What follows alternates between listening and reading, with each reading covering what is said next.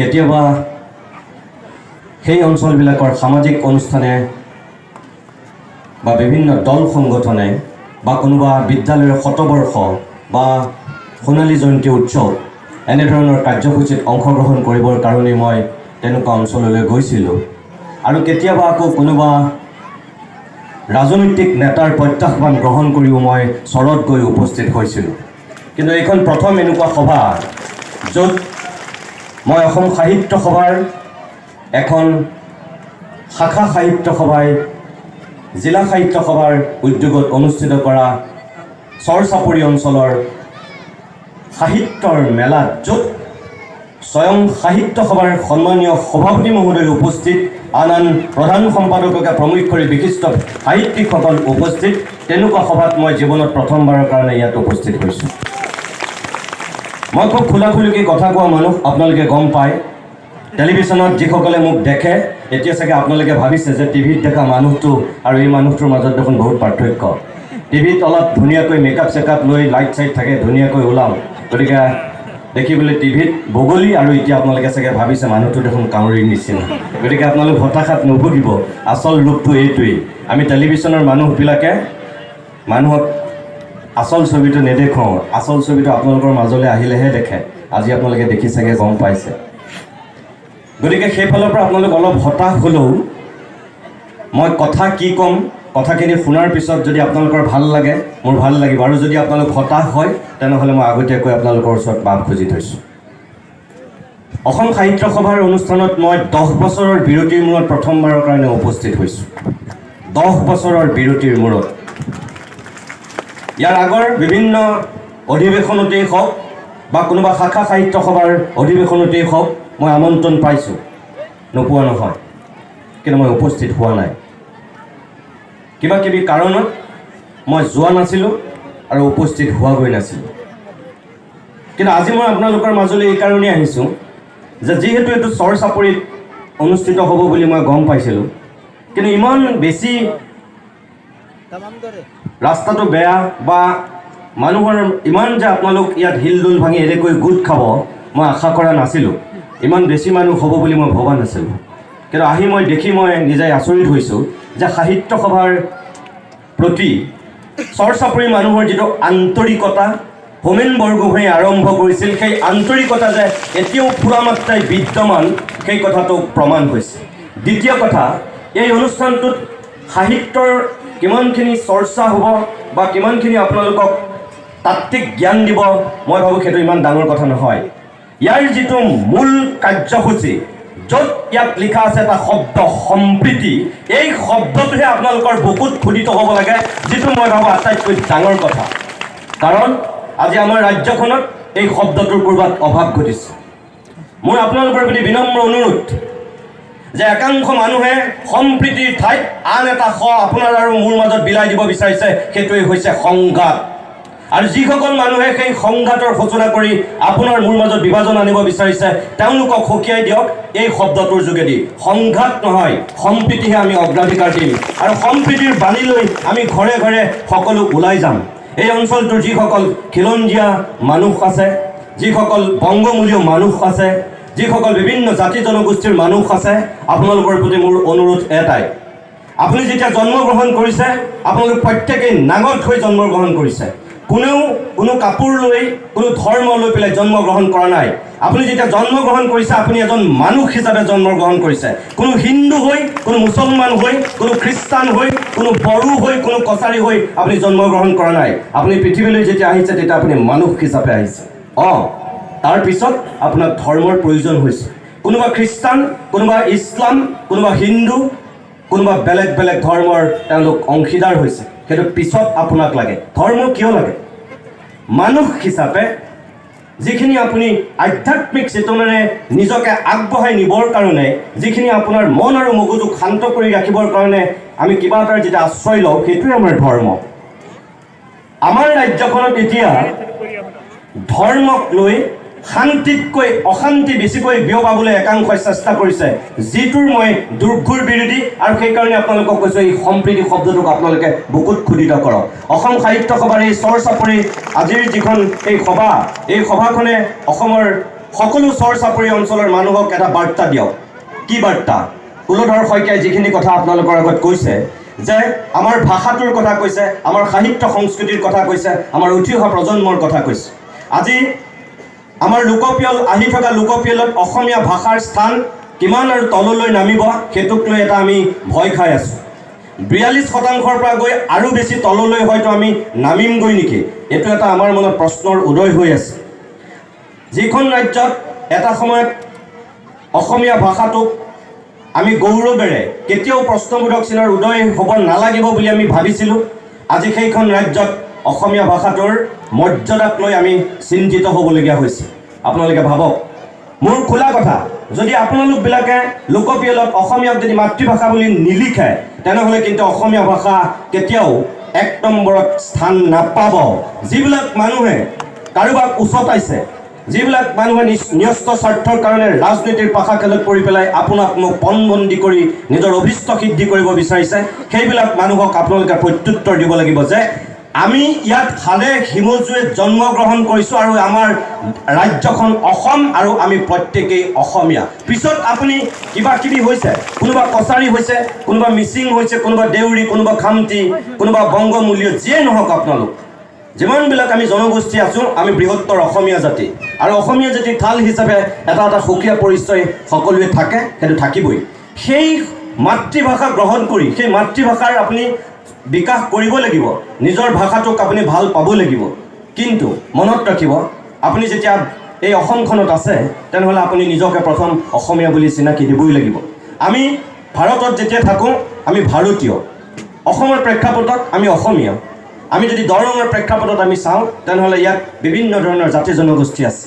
মঙলদৈ জিলাখনত দৰঙৰ যিবিলাক লোক পুৰণি ঐতিহ্য বহন কৰা যিবিলাক কলা সংস্কৃতি এতিয়াও ধৰি ৰখা লোক আছে, তেওঁলোকৰ মাজত কোনোবা ৰাজবংশী আছে, কোনোবা থলুৱা মুছলমান অসমীয়া মুছলমান আছে, কোনোবা বংগমূলীয় মুছলমান আছে, কোনোবা বড়ো আছে, কোনোবা কছাৰী আছে, কোনোবা তিৱা আছে, বিভিন্ন জাতি জনগোষ্ঠী থাকিব পাৰে। আৰু সেইমতে তেওঁলোকৰ সেই স্বকীয় যিখিনি বৈশিষ্ট্য, সাহিত্য সংস্কৃতিৰ যিটো উত্তৰণ সেইটো থাকিব পাৰে।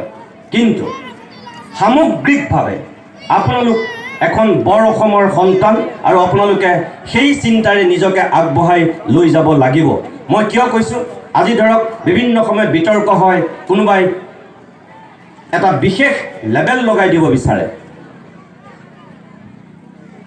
কোনটো কথা? এই যে মিয়া কবিতা বুলি মাজতে এটা বিতৰ্ক হৈছিল, সেই কাণ্ডটোক লৈ মানুহৰ মাজত কোনোবাই শ্ৰেণী বিভাজন কৰিব বিচাৰিছে। মোৰ আপোনালোকৰ প্ৰতি অনুৰোধ সেইটোৱেই, কোনোবাই ষড়যন্ত্ৰ কৰি কাৰোবাক উচতাই দিলেই আমি কেতিয়াও তাত ভৰি দিব নালাগিব। আমি সকলো সজাগ আৰু সচেতন হ'ব লাগিব। আপোনালোক ইয়াত আজি কিয় গোট খাইছে মই জানো, ইয়ালৈ অসম সাহিত্য সভাৰ সভাপতি আহিব বুলি এই অঞ্চলটোত প্ৰচাৰ চলাইছে, গুৱাহাটীৰ পৰা বিভিন্ন মানুহ আহিব বুলি আপোনালোকৰ এই অঞ্চলটোত প্ৰচাৰ চলাইছে, আৰু আপোনালোকে তেওঁলোকক ওচৰৰ পৰা চাবলৈ আৰু তেওঁলোকৰ মুখৰ কথাখিনি শুনিবৰ কাৰণে দহবন কাটি কৰি আপোনালোকে ইয়াত গোট খাইছে। আপোনালোকৰ লক্ষ্য সেইটোৱেই। কিন্তু তাৰ লগে লগে আপোনালোকৰ একাংশ মনৰ মাজত ক'ৰবাত কিন্তু ইয়াত 2 একৰ ভয় আৰু শংকা এটা আছে, ভয় আৰু শংকা এটা আছে। যিমানেই আপোনালোকে মিলি যাবলৈ চেষ্টা কৰিছে, একাংশ মানুহে আপোনালোকক সেই মিলি যাবলৈ দিব বিচৰা নাই, যিটোৰ কাৰণে আপোনালোকৰ ক'ৰবাত ভয় আছে আৰু শংকা আছে। মই আপোনালোকক কওঁ শুনক, আমাৰ সেইসকল মানুহে সংঘাত সৃষ্টি কৰিব বিচাৰে যিবিলাকৰ ন্যস্ত স্বাৰ্থ থাকে। কুলধৰ শইকীয়া বা ইয়াৰ দেৱেন বসুমতাৰী বা ইয়াৰ মালাকাৰ ছাৰৰ কোনো ন্যস্ত স্বাৰ্থ নাই। তেখেতসকলে ইয়ালৈ আহিছে সম্প্ৰীতিৰ বাণী বিলাবলৈ, কাৰণ আমি সকলো একগোট হৈ থাকিব লাগিব।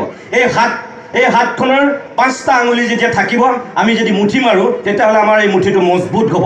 যদি আমি এটা আঙুলি ইয়াৰ পৰা বাদ দিওঁ বা যিকোনো আঙুলি, বুঢ়া আঙুলিটোৱে হওক বা আমি তৰ্জমা আঙুলি বা কেঁচা আঙুলি আমি যিটো বাদ দিব বিচাৰোঁ, তেনেহ'লে এই মজবুত নহ'ব, হাতৰ মুঠিটো মজবুত নহ'ব।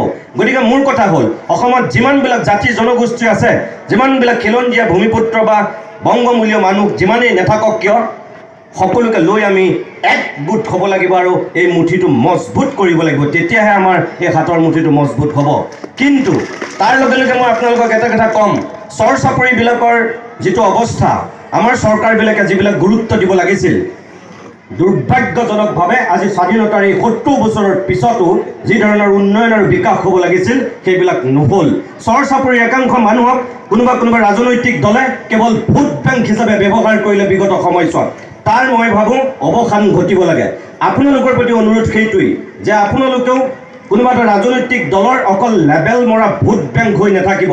কোনোবা মানুহক অকল নিৰ্বাচনী বৈতৰণি জিকাবৰ কাৰণে আপোনালোকে ভোটটো দি পেলাই দায়িত্ব সামৰিলে নহ'ব। সেইবিলাক মানুহক জবাবদিহি কৰক। ইয়াৰ ৰাস্তা ঘাট, ইয়াৰ অঞ্চলৰ শিক্ষা ব্যৱস্থা, এই অঞ্চলৰ স্বাস্থ্যৰ কিমান উন্নয়ন সাধন হ'ল বিগত সময়ত, আৰু আহি থকা সময়ত তেওঁবিলাকে এইবিলাকক উন্নয়ন কৰিবলৈ নকৰে। কথা দি কথা ৰাখিব নাৰাখে। ইয়ালৈ অহা ৰাজনীতিকবিলাকক আপোনালোকে সেইবিলাকো কওক। সাহিত্য সভাৰ মঞ্চত কোনোবাই হয়তো ক'ব যে ৰাজনীতিকৰ কথা কিয় কৈছে। এইকাৰণেই কৈছোঁ, এই অঞ্চলটোলৈ মই আকৌ দ্বিতীয়বাৰৰ কাৰণে অহাৰ সুযোগ তেনেকৈ নাপাবও পাৰোঁ। এনেকৈ আপোনালোক বিশাল জনসমুদ্ৰ ইয়াত গোট নাখাবও পাৰে। সেইকাৰণে সাহিত্য, সংস্কৃতি, ৰাজনীতি সকলোখিনি কথা এখন সভাত কেতিয়াবা কোৱাটো জৰুৰী। সাহিত্যই সদায় সম্প্ৰীতিৰ বাণীয়েই বিলায়। গল্প, উপন্যাস, কবিতাই কেতিয়াও সংঘাত সৃষ্টি নকৰে। আমাৰ মাজত মানুহক মানুহ কৰে। আমি মানুহবিলাক চিন্তা শক্তিৰে যেতিয়া আগুৱাই যাওঁ, যিবিলাক আমাক বৌদ্ধিক শক্তিৰ প্ৰয়োজন, সেই বৌদ্ধিক শক্তিৰে কচৰত হয় এই সাহিত্যৰ মেলাত, সাহিত্য সভাত। আজি আপোনালোক সেইকাৰণে ইয়ালৈ আহিছে। দুটামান ভাল কথা শুনিব, সাহিত্যৰ সন্দৰ্ভত কিবা নতুন যিবিলাক ইয়াৰ ল'ৰা ছোৱালী তেওঁলোকৰ লিখা বা কবিতা এটা পাঠ কৰিব। এই ধৰণৰ এক পৰিৱেশ ইয়াত হ'ব। কিন্তু সামগ্ৰিকভাৱে সাহিত্য চৰ্চা কৰিবলৈতো আপোনাক এটা সুস্থ পৰিৱেশ লাগিব। আপোনাৰ মন আৰু মগজুটোতো ঠিক হৈ থাকিব লাগিব। সামগ্ৰিক পৰিৱেশটো যদি অশান্তিময় হয়, আপুনি কেনেকৈ সাহিত্য চৰ্চা কৰিব? আপুনি ঘৰলৈ গৈ যদি মগজুটোত 12-10টামান এটা টেনশ্যন লৈ আপুনি কিতাপ এখন পঢ়িবলগীয়া হয়, কিবা এটা লিখিবলগীয়া হয়, আপুনি কেতিয়াও সুস্থ হৈ সেইটো কৰিব নোৱাৰিব, শান্তিত লিখিব নোৱাৰিব, কিতাপখন ভালকৈ পঢ়িব নোৱাৰিব। সেইকাৰণেই আপোনাক এটা শান্তিৰ পৰিৱেশো দৰকাৰ। মই সেই অনুৰোধটোৱে আপোনালোকক কৈছোঁ। আৰু আগত যিহেতু নিৰ্বাচন আহি আছে, আমাৰ সমাজখনক এতিয়া 35-65ৰ নামত ভাগ কৰি দিব বিচৰা হৈছে, যিটো মই দুৰ্ঘুৰ বিৰোধী। আপোনালোক কোনো সেইবোৰ 65-35ত বিশ্বাস নকৰিব। আপোনালোক মানুহ, আৰু আপোনালোকে মানুহ হৈ জীয়াই থাকিব। ধৰ্মৰ ফালৰ পৰা আপোনালোক কোনোবাই ইছলাম গ্ৰহণ কৰিব পাৰে, কোনোবাই হিন্দু গ্ৰহণ কৰিব পাৰে, সেইটো আপুনি ঘৰত কৰিব। তাৰ বাহিৰে বেলেগত হ'ব নোৱাৰে। সকলো সম্প্ৰীতিৰে আমি জীয়াই থাকিবই লাগিব। একেখন ব্ৰহ্মপুত্ৰৰ পাৰত কি মিচিং, কি বংগমূলীয় মানুহ, কি দেউৰী, যিমানবিলাক জনগোষ্ঠীৰ লোক আছে, তেনেকৈ সদায় সম্প্ৰীতিৰে থাকিবই লাগিব। আপোনালোকৰ প্ৰতি মোৰ সেই অনুৰোধ। দ্বিতীয় কথা, সাহিত্য সভাৰ বিৰুদ্ধে এটা বদনাম আছে। সাহিত্য সভাই কিছুমান কাম আৰম্ভ কৰে আৰু সেই ধাৰাবাহিকতাটো ধৰি নাৰাখে। এটা সময়ত হোমেন বৰগোহাঁয়ে চৰ চাপৰিত প্ৰথম এই সাহিত্য সভাৰ এনেধৰণৰ চৰ চাপৰি মানুহৰ সাহিত্যৰ বিকাশৰ কাৰণে, মানুহখিনিৰ মাজত সম্প্ৰীতিৰ বাণী বিলাবৰ কাৰণে প্ৰথমটো উদ্যোগ লৈছিল। কলগাছিয়াৰ সেই অধিৱেশনৰ কথা অসমৰ সকলো মানুহে গম পায়। আন 10খন জিলাত হোৱা সাহিত্য সভাতকৈ কলগাছিয়া সাহিত্য সভাই সেই সময়ত অনন্য নজিৰ সৃষ্টি কৰিছিল কাৰণেই বৌদ্ধিক জগতত সেই সময়ত ব্যাপক চৰ্চা হৈছিল কলগাছিয়া সাহিত্য সভাৰ কথা। চৰ চাপৰিত আৰম্ভ হোৱা সেই সাহিত্য সভাৰ পৰিৱেশে পৰৱৰ্তী সময়ত চৰ চাপৰিৰ পৰা বহুত সাহিত্যিক সৃষ্টি কৰাইছে। কোনোবা গল্পকাৰ ওলাইছে, কোনোবা ঔপন্যাসিক ওলাইছে, কোনোবা নাট্যকাৰ ওলাইছে, কোনোবা কবি ওলাইছে, বিভিন্ন বৌদ্ধিক জগতৰ মানুহ সৃষ্টি হৈছে। যিটো উৎসাহ, যিটো প্ৰেৰণা, পৰৱৰ্তী সময়ত সেই ধাৰাবাহিকতাটো অসম সাহিত্য সভাই ধৰি ৰাখিব নোৱাৰিলে। ইয়াত ডক্টৰ কুলধৰ শইকীয়া ডাঙৰীয়া আছে, যিহেতু অসম সাহিত্য সভাৰ সভাপতি। তেখেতৰ সন্মুখতে মই এটা অনুৰোধ কৰিব বিচাৰিছোঁ। আজি আপোনালোক যেনেকৈ ইয়াত এই চৰ চাপৰিৰ লোকসকল ইয়াত গোট খাই সাহিত্য সভাৰ যাত্ৰাত এক নতুন মাত্ৰা প্ৰদান কৰিলে, মই ভাবোঁ হোমেন বৰগোহাঁইৰ পিছত আজিৰ এই কুলধৰ শইকীয়াৰ নেতৃত্বত নতুনকৈ এক জাগৰণ হ'ব চৰ চাপৰিত, যিটোৰ আজি শুভ আৰম্ভণি হৈছে বুলি আমি ধৰিব পাৰোঁ। আপোনালোকে হাত চাপৰি মাৰিছে, মোৰ ভাল লাগিছে। কিন্তু মই এইটো ইয়াত প্ৰধান সম্পাদকো আছে বা আন সাহিত্য সভাৰ যিসকল বিষয়ববীয়া ইয়াত গোট খাই আছে, দৰং জিলাৰ সাহিত্য সভাৰ যিসকল বিষয়ববীয়া ইয়াত গোট খাই আছে, তেওঁলোকৰ প্ৰতি মোৰ অনুৰোধ এইটোৱেই। এই হাত চাপৰিৰ মূল্য তেতিয়াহে থাকিব যেতিয়া মই আশা কৰা কথাখিনি বাস্তৱ ৰূপ পাব। আহি থকা সময়ত আমি সংবাদ মাধ্যমে সেই খবৰবিলাক দেখিবলৈ পাব লাগিব যে সঁচাই কুলধৰ শইকীয়াইও চৰ চাপৰি মানুহৰ মাজত সাহিত্য সভাক আৰু এটা নতুন মাত্ৰা দিলে। পৰৱৰ্তী আজি যেনেকৈ মাইক্ৰফোনৰ সন্মুখত মই হোমেন বৰগোহাঁই ছাৰৰ নামটো লৈছোঁ, ঠিক একেদৰে মই বিচাৰিম আজিৰ পৰা 10 বছৰৰ পিছত কুলধৰ শইকীয়া ছাৰৰ নামটো মই আকৌ এবাৰ তেনেকৈ ল'ব পাৰোঁ যে হোমেন বৰগোহাঁইৰ পিছত সঁচা অৰ্থত চৰ চাপৰি মানুহৰ সাহিত্যৰ বিকাশৰ কাৰণে কুলধৰ শইকীয়াই এটা নেতৃত্ব লৈছিল, কাম কৰিছিল। তেতিয়াহে আপোনালোকৰ হাত চাপৰিৰ মূল্য থাকিব। তৃতীয় কথা, আপোনালোক বহু ক্ষেত্ৰত পিছপৰা, বিভিন্ন কাৰণত। ইয়াৰ অৰ্থনৈতিক অৱস্থাৰ কাৰণেই হওক, স্বাস্থ্য, শিক্ষা, সা সুবিধাবিলাক নোপোৱাৰ কাৰণে হওক পিছপৰা। বিশেষকৈ যিসকল ইয়াত বংগমূলীয় মানুহ আছে, মই আপোনালোকৰ প্ৰতি খোলাকৈ এটা অনুৰোধ, শ্ৰম কৰে আপোনালোকে, বহুত ত্যাগ কৰে, কিন্তু তাৰপিছতো আপোনালোকে স্বীকৃতি নাপায়। আপোনালোকে ইয়াত এতিয়া যিবিলাক গোমধানৰ খেতি কৰিছে বা ইয়াত বেঙেনা বা যিবিলাক আমাৰ শাক পাচলিৰ খেতি কৰিছে, এইখিনি আপোনালোকৰ অৰ্থনৈতিক ভেটিটো মজবুত কৰাত সহায় কৰে। কোনোবাই এইখিনি কৰিবলৈ যাওঁতে অসৎ পথৰ কেতিয়াবা হয়তো আশ্ৰয় লয় বা অসৎ পথ এটাৰ অৱলম্বন কৰে, কিন্তু সেই বুলি গোটেই কৃষক চামটোক বদনামী কৰি দিয়া হ'ব, কিন্তু সেইটো হ'ব নোৱাৰে। এতিয়া যেনেকৈ কোনোবাই দলগাঁও বা এই মাছবাটৰ চব্জিক লৈ পেলাই ৰাজহুৱাকৈ কৈ দিছে এইবিলাক খাই পেলাই মানুহৰ বেমাৰ হৈছে, কিডনী চিডনী ফেইল হৈছে, এইবিলাক কথা ৰাজহুৱাকৈ কৈ দিছে। সেই বদনামৰ ভাগি আপোনালোক হ'ব নালাগিব। কিন্তু আপোনালোকে নিজে যিখিনি খাইছে আনকো সেইখিনি খুওৱা, সেই ব্যৱস্থাটো যিটো সঁচা আন্তৰিকতা, সেই আন্তৰিকতাটো আপোনালোক থাকিব লাগিব। মই কিয় কৈছোঁ যে এই ধৰণৰ পিছপৰা অঞ্চলবিলাকত যিবিলাক বদনাম আছে, ইয়াত কিছুমান ধৰক এতিয়া সাংস্কৃতিক অনুষ্ঠানৰ নামত কেতিয়াবা আমি দেখোঁ চৰ চাপৰিত বাহিৰৰ পৰা কিছুমান মানুহ আনি পেলাই অদ্ভুত ধৰণৰ নৃত্য প্ৰদৰ্শন কৰিছে, এটা বেলেগ ধৰণৰ সাংস্কৃতিক অনুষ্ঠানৰ আয়োজন কৰিছে। সেইটো কেতিয়াও হ'ব নালাগে। যি উদ্যোক্তা, সেই উদ্যোক্তাবিলাকক আপোনালোকে নজৰ দিব লাগিব। আপোনালোকে খবৰদাৰ কৰিব লাগিব যে এইবিলাক আমাৰ সংস্কৃতি নহয়, এইবিলাক ইয়াত বিলাব নোৱাৰিবা। আজি যদি চাওক, কুলধৰ শইকীয়া এইখন মঞ্চৰ আজি মুখ্য অতিথি, বাকীসকল আছেই। দিনৰ ভাগত এই পৰিৱেশটো হৈছে, ৰাতিলৈ যদি আমি যোৱাৰ পিছত ইয়াত যদি আপোনালোকে সাংস্কৃতিক অনুষ্ঠানৰ নামত তাণ্ডৱ নৃত্য নাচে আৰু সেই নৃত্য যদি ভাইৰেল হৈ যায়, তেনেহ'লে আপোনালোক অকল বদনামী নহ'ব, বদনামী হ'ব কুলধৰ শইকীয়া, ইয়াত মঞ্চত বহা প্ৰত্যেকগৰাকী ব্যক্তি। ময়ো বদনামী হ'ম। ৰাতিৰ অনুষ্ঠানটোৰ কাৰণেতো মই দায়ী নহয়, ৰাতিৰ অনুষ্ঠানটোৰ কাৰণেতো কুলধৰ শইকীয়া, দেবেন বসুমতাৰী বা থানেশ্বৰ মালাকাৰ জগৰীয়া নহয়। আমি দিনতহে আহিছিলোঁ। ৰাতিলৈ যদি আপোনালোকে চৰ চাপৰি মানুহক মনোৰঞ্জন দিয়াৰ নামত ইয়াত যদি অশ্লীল নৃত্য নাটিকা এসোপা দেখুৱায়, তেনেহ'লে তাৰ কাৰণে আমি দায়ী হ'ম নেকি? নহওঁ দায়ী। তাৰপিছতো আপোনালোকক কওঁ, সেই ধৰণৰ পৰিৱেশ কেতিয়াও যাতে এনেধৰণৰ অনুষ্ঠানত হ'ব নোৱাৰে। কি সাহিত্য সভাৰ মঞ্চই হওক, আন কিবা সাংস্কৃতিক অনুষ্ঠানেই হওক, চৰ চাপৰিত সেই যিবিলাক সংস্কৃতিৰ নামত অপসংস্কৃতিৰ কোনোবাই পোহাৰ মেলি আছে, সেইবিলাকো বন্ধ হ'ব লাগে। 2 নম্বৰ, এই যে আপোনালোক যিসকল মই ক'লোঁ বৰ শিক্ষা দীক্ষাত একাংশ মানুহ আগবাঢ়ি গৈছে আৰু আগবাঢ়ি গৈ তেওঁলোক ইয়াৰ পৰা বাহিৰলৈ গুচি গৈছে, গুৱাহাটীলৈ বা মঙলদৈ টাউনলৈ গুচি গৈছে, এই চৰত থাকিব নিবিচাৰে। তাৰপিছতো একাংশই শ্ৰম কৰি, কষ্ট কৰি এই চৰতেই জীৱন কটাব বিচাৰিছে। যিমানলৈকে পাৰিছে পঢ়িছে, আনকো পঢ়ুৱাইছে। তাৰপিছত আপোনালোকৰ এটা দায়িত্ব আছে। বিশেষকৈ বংগমূলীয় মানুহখিনিৰ এটা বদনাম আছে যে আপোনালোকে জনসংখ্যা নিয়ন্ত্ৰণত গুৰুত্ব নিদিয়ে, যিটোৰ কাৰণে একাংশ মানুহৰ দৃষ্টিত এই জনসংখ্যাৰ যিটো বিস্ফোৰণ, য'ত অনবৰতে এটা বিদেশীৰ লেবেল লাগি থাকে। ইয়াত কোনোবা যদি বিদেশী আছে নেকি কওক আপোনালোকে? মই নাভাবোঁ যে ইয়াত কোনোবা বাংলাদেশৰ বিদেশী আছে, মই নাভাবোঁ। এই মঞ্চখনত অন্ততঃ কোনোবা বাংলাদেশৰ বিদেশী সোমাই আছে এই বুলি মই নাই ভবা, মই খোলাকৈ কৈছোঁ আপোনালোক। কিন্তু তাৰপিছতো কোনোবাই সেই লেবেলটো লগাই দি কিছুমান কথা কয়, কিছুমান কাম কৰে, আৰু সেই কাম কৰিবলৈ সুযোগটো, সেই কথা ক'বলৈ সুযোগটো কোনে দিয়ে? এই আপোনালোকৰ মাজৰ একাংশ মানুহে দি দিয়ে। মই খোলাকৈ কথাটো কৈছোঁ, বেয়া নাপাব। কিয়? এই কথাবিলাকো আপোনালোকে চিন্তা কৰিব লাগিব। যিবিলাক বদনাম আছে, সেই বদনামবিলাক নাইকিয়া কৰিব পাৰিব লাগিব। চৰত যিবিলাক বেলেগ ধৰণৰ কাৰচাজি কিছুমান হয়, কাম কাজবিলাক হয়, সেই কাম কাজবিলাক হ'বলৈ দিব নালাগিব।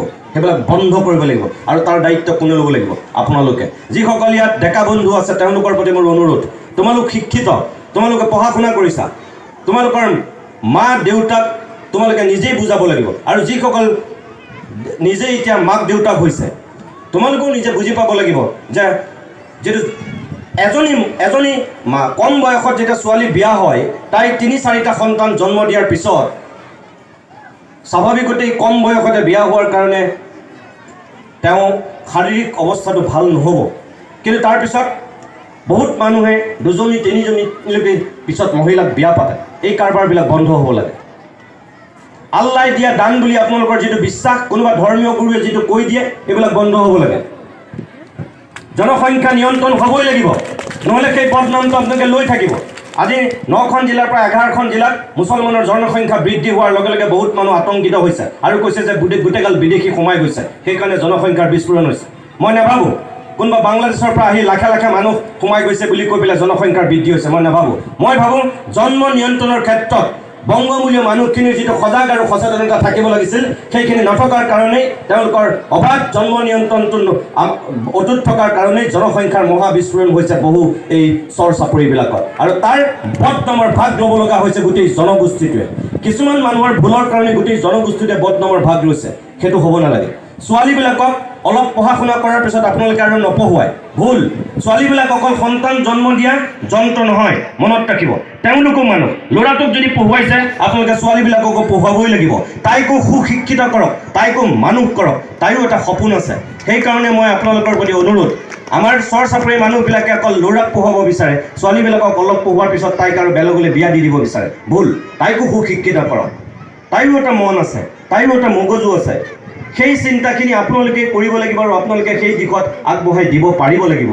এই আন্তৰিকতা প্ৰদৰ্শন কৰক, নতুবা আপোনালোকে বাৰে বাৰে কিন্তু কিছুমান বদনাম লৈ থাকিবই লাগিব। কিছুমান মানুহৰ ভুলৰ কাৰণে গোটেই জনগোষ্ঠীটো যুগ যুগলৈ বদনামী হৈ থাকিব, এইটো কেতিয়াও হ'ব নোৱাৰে। সেইকাৰণে আপোনালোকৰ প্ৰতি অনুৰোধ, য'ত ভুল আছে সেই ভুলখিনি আপোনালোকে সংশোধন কৰক। শিক্ষা স্বাস্থ্যৰ প্ৰতি যিটো গুৰুত্ব, সেই গুৰুত্বটো দিয়ক। এই যে স্বাস্থ্যৰ ক্ষেত্ৰত দূৰত হ'লেও আপোনালোকে চিকিৎসকৰ কাষলৈকে যাব, ইয়াত বেজালি কৰি পেলাই অনৰ্থক কিছুমান কাম কাজ নকৰিব।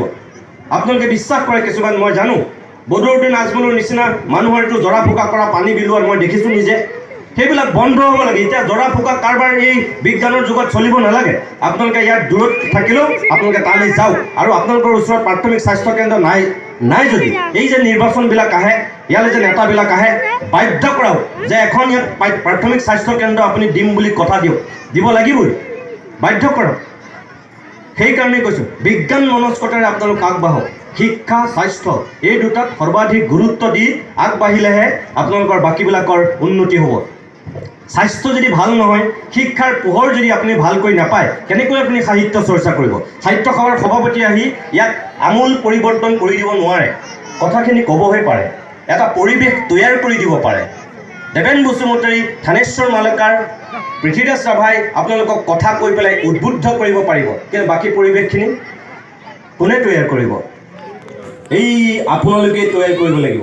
আপোনালোকে সেইখিনি ধৰি ৰাখিব পাৰিব লাগিব, আপোনালোকে সেইখিনি আগবঢ়াই নিব পাৰিব লাগিব, আৰু তাৰ কাৰণে কাৰোবাক আপোনালোকে বাধ্য কৰাব লাগিব, আৰু কেতিয়াবা নিজেই তাৰ উদ্যোগ ল'ব লাগিব।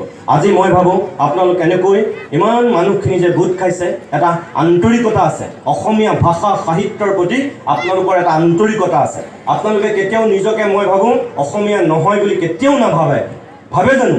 কেতিয়াও নাভাবে। গতিকে আপোনালোকে অসমীয়া ভাষাৰ উন্নতিৰ কাৰণে, আপোনালোকে শ্ৰীবৃদ্ধিৰ কাৰণে চেষ্টা কৰা মানুহ। সেইকাৰণে আপোনালোক ইয়াত আজি এনেকৈ গোট খাইছে সাহিত্য সভাৰ সভাপতি অহাৰ কাৰণে। মই আৰু বেছি কথা নকওঁ, প্ৰায় 20 মিনিট 25 মিনিট সময় হ'ব হ'ল কথা কোৱাৰ। মই আপোনালোক যিহেতু ইয়াৰ মানুহখিনি শ্ৰমজীৱী মানুহ, মই আপোনালোকক এটা উপহাৰ দিব বিচাৰোঁ। এটা কবিতা মই আপোনালোকক উপহাৰ হিচাপে দিম।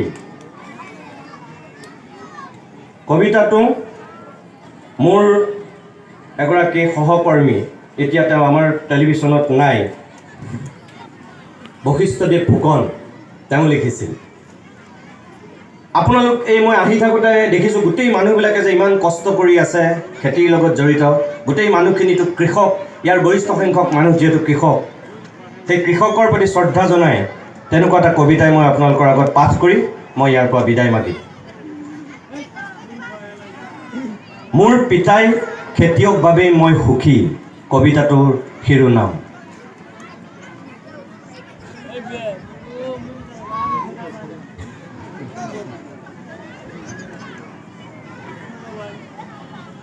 বশিষ্ঠদেৱ ফুকনে লিখিছিল কবিতাটো। মোৰ পিতাই খেতিয়ক, মোৰ পিতাই খেতিয়ক আৰু সেইবাবেই মই সুখী। লাগ বুলিলেই মোৰ পিতায়ে সাজি দিব নোৱাৰে আশ্চৰ্যৰ সৌধ। মোৰ পিতাই খেতিয়ক আৰু সেইবাবেই মই সুখী। লাগ বুলিলেই মোৰ পিতায়ে সাজি দিব নোৱাৰে প্ৰাচুৰ্যৰ সৌধ, বিচাৰিলেই পিধাই দিব নোৱাৰে আভিজাত্যৰ পোচাক, দিব নোৱাৰে বিলাসী গাড়ী, অথবা হাতত তুলি দিব নোৱাৰে আলাউদ্দিনৰ চাকি, টেবুলৰ তলেদি খেলা কৌশলী খেলেৰে পিতায়ে মোক পাৰ কৰাব নোৱাৰে অনিশ্চয়তাৰ সাগৰ। পিতাই নাই কোনো বেংক বেলেঞ্চৰ জোলনা, যি জোলনাত দুলি পাৰ হ'ম মই অভাৱৰ বৈতৰণি। কাৰণ মোৰ পিতাই এজন খেতিয়ক। মাটি মানুহ আৰু শইচেই যাৰ একমাত্ৰ ঠিকনা। তামৰঙী বুকুত যি অনবৰতে কঢ়িয়াই ফুৰে এটি চৰাই চুবুৰী, চনপৰা পথাৰৰ বুকুত যিয়ে আঁকিব পাৰে সপোন সোণোৱালী।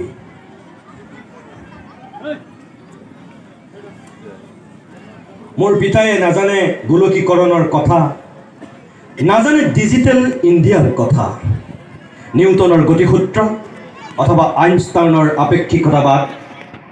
তেওঁৰ বাবে এইবোৰ অবুজ সাঁথৰ। আজীৱন দুখৰ বুজাই কঙা কৰা এজন সৰ্বশান্ত মানুহ তেওঁ নাজানে মাৰ্ক্সবাদৰ কথা, নাজানে তেওঁ লেনিনবাদৰ কথা।